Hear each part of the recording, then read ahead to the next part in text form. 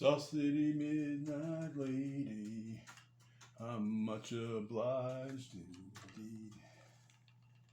Oh, hey guys, just 125 rods here, and I'm using my my spotlight brush. You know, these guys are really great. I gotta tell you. I don't know what my next build is going to be.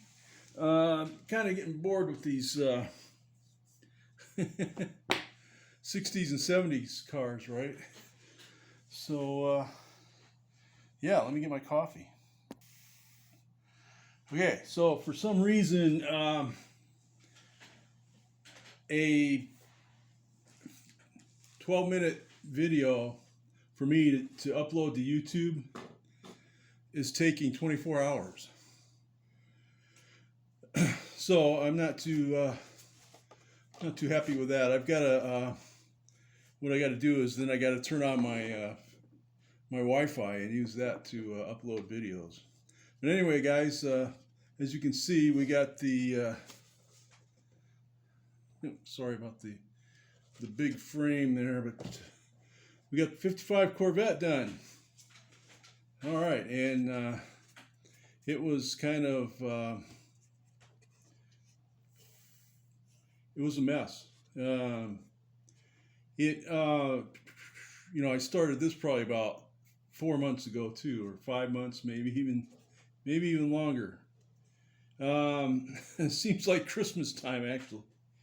So it was a fun build, but there's a lot. It seemed like an awful lot of parts, and for an AMT kit, it seemed like a Revell kit, and lots of painting. And you know, I think I'm probably getting to the age where I just should do snap together models, right? You know, that's probably the way to go. So anyway, but we got her knocked out. So let's see what we got going on here. So first of all, the wheels came from the 51 Chevy Fleet line, I believe, because I used these mag wheels on something else, like probably a Charger or something, I don't know. And then so if you get your glass all messed up, I tried to save this one. So what I did was I put a decal across the top. You know, I think it still looks pretty cool, you know, but yeah, you know, I screwed up on the glass on this one too. I tried to put in the side windows, and that was messing up with my body work here and everything else. And then, you know, I know better than to do all of that, and that's how I got glue on the front window. And the windshield wasn't sitting in right to begin with. So, you know, yeah, Ed, you should use the Mod Podge, or, you know, I usually use white glue, actually. So, you know, I got to get back to the white glue. I get daring once in a while and think that I'm that good, and I'm not, you know. So that's my sad story.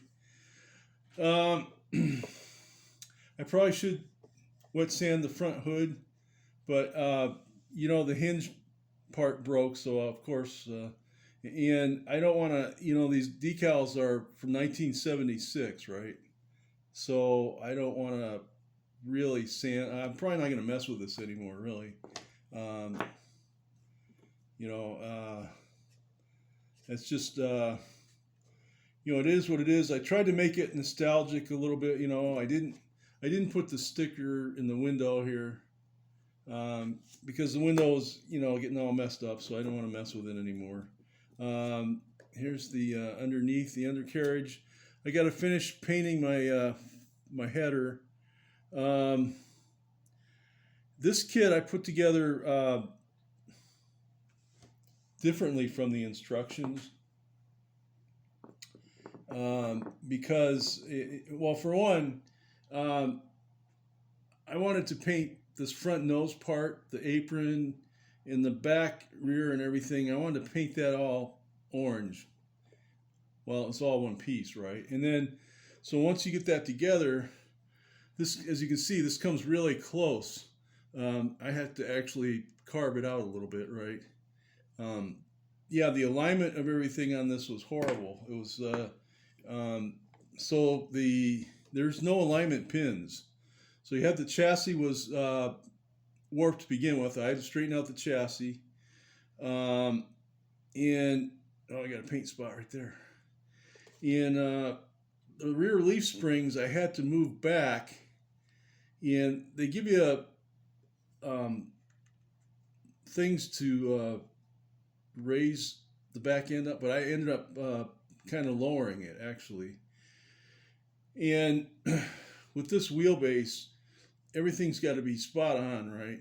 And the engine is another story. It has a front motor mount and a rear motor mount, both on different sides, right? And to top it all off, the headers go right through the engine mounts, which is why I don't have this painted, because I had the headers all put together. Then I realized that there's no alignment pins for the engine mounts, and I had to take the headers all apart. And I had already mounted my engine. I wasn't going to move it again, so I ended up cutting the headers all up again, tearing them apart, putting them back together again. Yeah, it was just I'll show you guys. I got that center console part. That's the best I can get, guys. That's the best I can do here at my end.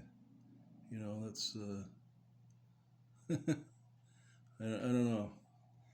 It was the way they wanted you to put this together. You put together the rolling chassis, and then you take the interior part, and there was two separate side pieces of the cowl inside, and they wanted you to put that all together, and then that was all supposed to made up with the hole in the hood scoop here and everything, and it was simply amazing, guys. Simply amazing. Yeah, I show you the engine here. So there we go. We got. I don't know. They all look the same to me. If they don't tell me what it is, I don't know. To me, it looks like a 327. I don't know. I still got to put his. Still got to put his ladder bars on the bottom. But yeah, so really old kit, guys. This is probably my oldest kit. It was quite interesting to build. So that's my story. I don't want to keep you guys too long here.